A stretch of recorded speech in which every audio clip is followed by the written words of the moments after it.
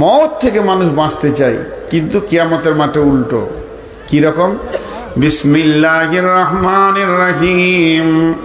তিনটে জিনিস কিয়ামতের মাঠে বলবে, তার মধ্যে একটা বলছি, وَأَمَّا مَنْ أُوتِيَ كِتَابَهُ بِيَمِينِهِ فَسَوْفَ يُحَاسَبُ حِسَابًا يَسِيرًا وَأَمَّا مَنْ أُوتِيَ كِتَابَهُ وَرَاءَ ظَهْرِهِ وَأَمَّا مَنْ أُوتِيَ كِتَابَهُ وَرَاءَ ظَهْرِهِ فَسَوْفَ يَدْعُو ثُبُورًا وَيَصْلَى سَعِيرًا। আমি এই আয়াতটা বলতে চাইছিলাম, فَسَوْفَ يَدْعُو ثُبُورًا وَيَصْلَى سَعِيرًا। এক নম্বর কথা, কিয়ামতের মাঠে চিৎকার করবে, মত মত মত, তুই আয় আয় আয় আয়। মতকে ডাকবে। আল্লাহ নিজের সূরা সাক্কাতের মধ্যে বলছেন, মানুষ মতকে এত মিঠা মনে হবে, মতকে কিয়ামতের মাঠে ডাকবে। তার কারণটা কি? তার মাথাটা কাজ করবে। মত এমন একটা জিনিস, যেদিন আমার কাছে দুনিয়াতে এসেছিল, সেদিন আমাকে ছেলে পিলে, জমি জায়গা, পুকুর বাগান, ডিহি বাড়ি, গাড়ি, সোনা চাঁদি, মালমত্তা থেকে বের করে আর একটা জায়গায় পৌঁছিয়ে দিয়েছে। তা আজকে আমার সামনে রয়েছে জাহান্নাম, পুলসেরাত, নাড়ি পাল্লা, নেকি বদি, এমন একটা চাপা জায়গায় পড়ে গেছে, আমার বাঁচার উপায় নাই। তবে যদি আজকে মত একবার এসে যায়, তাহলে আমাকে স্থানান্তরিত করে দেবে, এমন আর এক জায়গায় চলে যাব, সেখানে জাহান্নাম থাকবে না। ওয়ায়াদউ সুবুরা ওয়ায়াদউ সুবুরা ওয়ায়াদউ সুবুরা। ও আমার বেটি রে, সেদিন মতকে চাইবে। আল্লাহ জবাবে বলছে, ওয়ায়াসলা সাইরা, মত আসবে না তোর কাছে, জাহান্নাম আসবে রে। একটা গেল। কিয়ামতের মাঠে আর একটা জিনিস চাইবে, সেটা কি? যখন জাহান্নামকে টেনে আনা হবে, সূরা ফাজরের মধ্যে বলছেন আল্লাহ,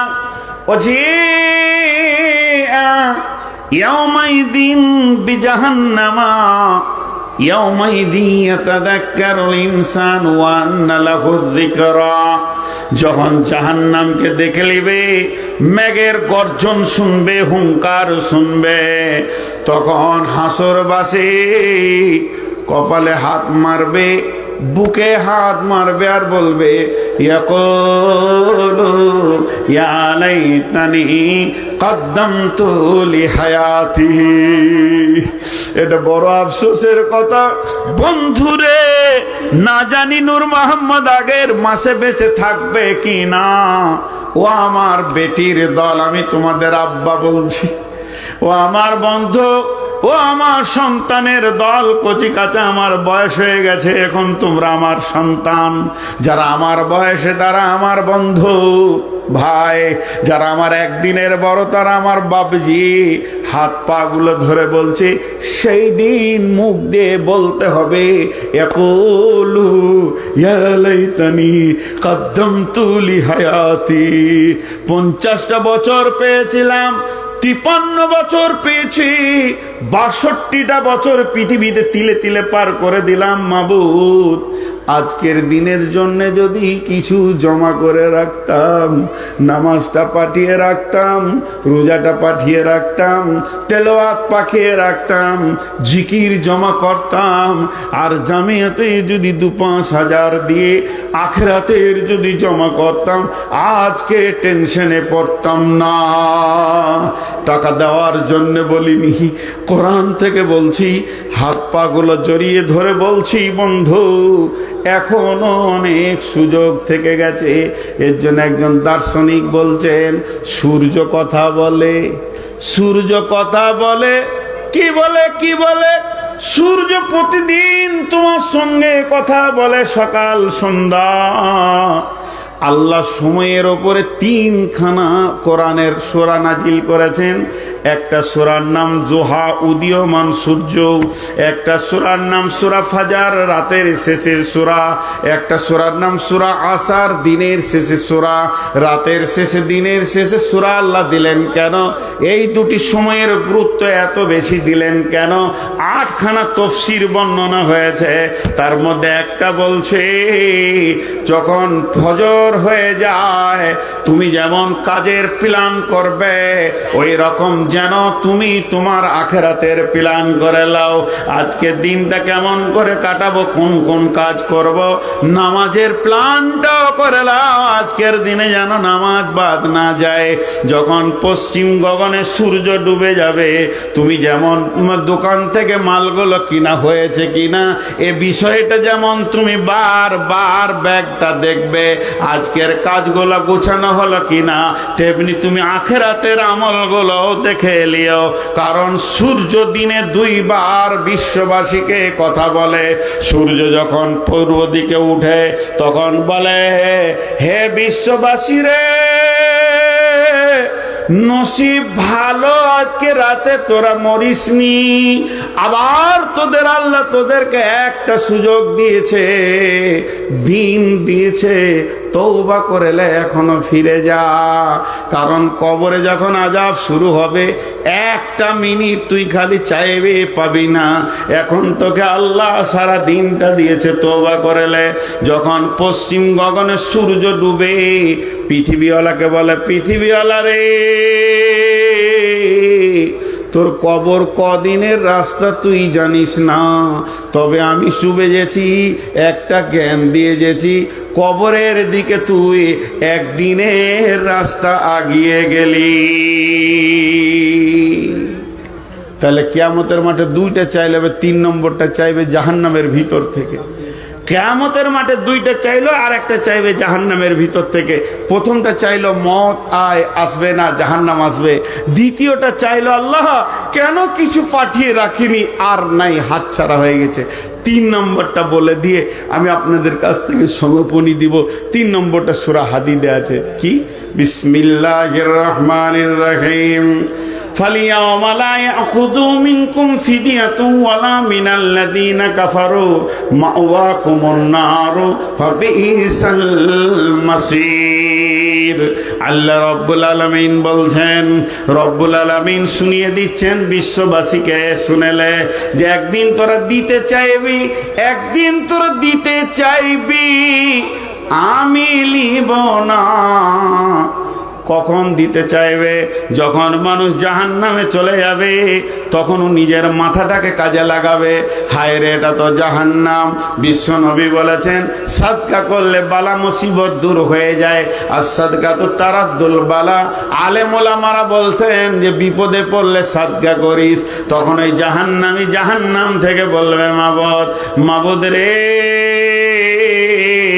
তোমার ডাকে যেদিন আমি পৃথিবী থেকে চলে এসেছি, আমার বউ বিটি ছেলে পিলে বাপ মা জমি জায়গা নাতি পোতা ঘর বাড়ি যা কিছু ছিল সব ফেলে দিয়ে চলে এসেছি। পৃথিবী তো ধ্বংস হয়ে গেছে, তবে সেই মালগুলি সব তোমার কাছে জমা আছে মাবুদ। তুমি তো জানো আমার সম্পত্তি কোথায় আছে, সবগুলোকে আমি দান করে দিলাম। এমনকি আমার ছেলেকে বউকে বেটিকে জাহান্নামে ভরে দাও, আমার কোনো দুঃখ নাই মাবুদ, তুমি আমাকে বের করে দাও, কিন্তু কোনো উপায় থাকবে না।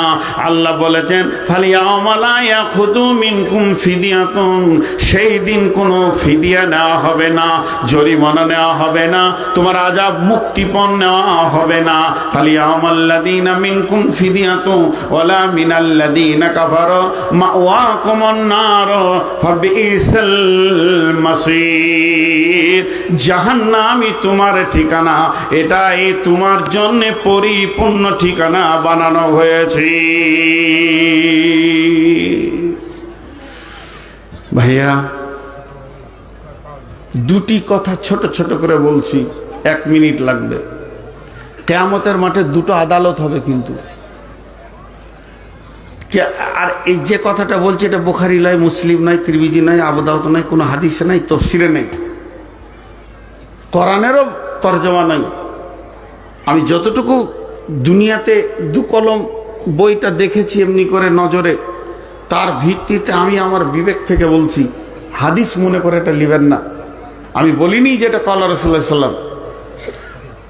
কিয়ামতের মাঠে দুটি আদালত হবে, একটা হুকুকুল্লাহ, একটা হুকুকুল ইবাদ। আমার মনের কনফিডেন্স, আমি এতটাই আল্লাহর উপর আত্মবিশ্বাস রাখি, হুকুকুল্লাহতে 198 জন জান্নাত চলে যাবে। 198 জন জান্নাত চলে যাবে ইনশাআল্লাহ। আল্লাহ এত বড় মেহেরবান, কিয়ামতের মাঠেও মাফ করবেন। সেগুলো শুনলে চোখে পানি আসবে, আনন্দে পানি আসবে, আল্লাহ কিভাবে মাফ করবেন। কিন্তু যেটা হুকুকুল ইবাদ, মাসেরাতের জিন্দেগি, লেনদেনের জিন্দেগি, মানুষের সাথে মানুষের ঝগড়া, 198 জন জাহান্নাম চলে যাবে। হুকুকুল ইবাদটাকে এখন থেকে রিপেয়ার করে নি, কে কাকে গাল দিয়েছি, কারো গালে থাপ্পড় মেরেছি, কাউকে ছোট করেছি, কারো জায়গা দাবিয়ে নিয়েছি। কারণ ওই কিয়ামতের মাঠে আল্লাহ যেদিন বিচার করবে, সেদিন একটা এলান হবে, কে কার কাছে কি দাবি আছে, এসো আমি পাইয়ে দেবো। তুমি শক্তির জন্য পারনি, দুর্বল, তোমাকে তোমার ধনী লোক মেরে খেয়েছে, রাজনৈতিক বলে তোমার গলা চিপে খেয়েছে, বেটাদেরকে নিয়ে তোমাকে কষ্ট দিয়েছে তোমার প্রতিবেশী, তুমি টাকা ধার নিয়ে দেয়নি, তোমার জমিকে দাবিয়েছে, আমি আল্লাহ আজকে বিচারে বসেছি, চলে এসো, তোমাদেরকে পাইয়ে দেবো। সব পাইয়ে দেবেন। সেই দিন আপনি কিরকম ফেরে পড়বেন জানেন? টোটো থেকে নেমেছেন বাড়িতে, টোটোওয়ালা বলছে ভাই 15 টাকা ভাড়া। হ্যাঁ 15 টাকা হয় নাকি, ধর 10 টাকা, এলা 2 টাকা লে, 12 টাকা দিয়ে হাসতে হাসতে চলে গেলেন। ও চলে গেল। 3 টাকার জন্য আদালতে গিয়ে দাঁড়াতে হবে, যদি মাফ না করে তো 1 টাকার জন্য আদালতে দাঁড়াতে হবে। আর সেই দিন আদালতে দাঁড়িয়ে যাওয়া মানে আপনাকে জেনে নিতে হবে আমি জাহান্নাম যাচ্ছি, শিওর যাচ্ছি জাহান্নাম। আমরা বহু জায়গায় এরকম করে থাকি, উঁচু নিচু কথা বলে মানুষকে কষ্ট দিই। অতএব এগুলো হায়াতে জিন্দেগিতে রিপেয়ার করে নি, হায়াতে জিন্দেগিতে রিপেয়ার করে নি, হায়াতে জিন্দেগিতে রিপেয়ার করে নি। আমার আগে যে বক্তাটা ছিলেন মৌলানা আউয়াল সাহেব, স্বাস্থ্য তো অনেক মোটা, তোকে টাকা মেলাই দিলেন, তা আমাকে কিছু দিবেন না গো, কেউ 1-2 হাজারও দিবেন না, শূন্য হাতেই উঠতে হবে। 5,000 10,000 কেউ দিবেন না? যা সব চুপ করে বসে। হ্যাঁ, ও আউয়াল সব শেষ করে দিয়ে চলে গেছে। আউয়াল তো আউয়াল, ও সব জায়গায় আগে পাবে। হ্যাঁ, আউয়াল তো আউয়াল, ওর বাপ নামও রেখেছে খুব ভালো করে। আমার বাপ কেন যে রাখেনি, ভুল করেছে। যাক চাচা, আপনার টাকাটা কপালে ঠেকাবো, জানটা শান্তি পেলাম। কত আছে বাবজি? বাবজি টাওয়ার ধরছে না। 3,000 দিয়েছেন বাবজি, আর ইনি দিলেন 500। জি, আমার সৌরভ নামে অসুস্থ আছো, ভালো হয়ে গেছে। দেখা তুই বাড়ি যা, দেখা উঠে বেড়াচ্ছ এখন। টাকা দিয়েছিস আর কানেকশন লেগে গেছে, এখনো বল খেলার লেগে তোকে খুঁজছে। যা চল যা। মাশাল্লাহ, খালি নিয়ত করো। আর কেউ আছেন? ওই লেগেই তোমাকে কেউ দেয় না। জি ভাই, আর কেউ আছেন? আমি ছন্দ করতে পারি না। মাশাল্লাহ, ওয়ালাইকুম সালাম। কোথাও বাড়ি? সীতারামপুর বাড়ি, বাবার জন্য। মাশাল্লাহ। আর কেউ আছেন? তো বক্তা কই? ও ভাইয়া, আমি আপনাদের কাছে সন্তান, আমি আপনাদের কাছে ছেলে। ইসলামপুর মাদ্রাসায় এসেছিলাম 12 বছর বয়সে। ডক্টর সেলিম শেখ 5,000। আর এখান থেকেই সব কিছু নিয়ে চুলদাড়ি পেকে গেল। এক যুগে সীতারামপুর ইসলামপুরে এগুলো সাইকেলে দৌড়ে বেরিয়েছি, একটা ছোট প্যান্ট পরে, মনে আছে। গোসল করতে গেলে ডুবে যেতাম প্যান্ট নিয়ে, খুব মনে আছে। আর আজকে চুলদাড়ি পেকে গেল। কবরে ইনশাল্লাহ আপনারাই আমাকে পৌঁছাবেন। তো বাপের নামে ভাইয়ের নামে দান করছি, ইনশাল্লাহ সব কবুল। তো আপনাদের কাছে আমি ক্ষমা চাইছি, আমার ব্যবহারে যদি কোনো কষ্ট পেয়ে থাকেন মাফ করবেন। আর সেই সাথে আমি অনেক অসুস্থ, আল্লাহ রোগ দিয়েছেন, এই বলছি বলে আল্লাহর উপরে নাশুকরি করছি না। ধৈর্যের দোয়া দেবেন এবং ইমানের সঙ্গে মওতের দোয়া দেবেন। আল্লাহ তাবারাক ওয়া তাআলা আমাদেরকে কঠিন কিয়ামতে ক্ষমা করুন, আল্লাহুম্মা আমিন। সবাই দোয়া দিচ্ছি, একটু আমিন বলেন। এই আল্লাহ, তোমার কাছে বিচার চাই না, দয়া চাই, তুমি দয়া করিও মাবুদ। এই আল্লাহ, আমাদের ছোট বড় গুনাহ যা হয়ে গেছে তুমি ক্ষমা করে দাও। আর আমাদের অতীত যারা কবরে চলে গেছে তারা আর একটা নেকি বাড়াতে পারবে না, একটা গুনাহ কমাতে পারবে না, তারা কবর থেকে ভিখারির মতো আমাদের দিকে তাকিয়ে আছে। আল্লাহ আমাদের মা বাপ ভাই বোন আত্মীয় স্বজন নানা নানি দাদা দাদি ডাক্তার মাস্টার চিকিৎসক শিক্ষক ইমাম মজ্জিন পরিচিত অপরিচিত এক কথায় কালেমাওয়ালা যত কবরে শুয়েছে আল্লাহ তাদেরকে তুমি ক্ষমা করে দাও, আল্লাহ তাদেরকে তুমি মাফ করে দাও। এ আল্লাহ আমাদের শোনা বলার থেকে বেশি করে আমল করা তৌফিক দাও। আসসালামু আলাইকুম ওয়া রাহমাতুল্লাহি ওয়া বারাকাতুহু।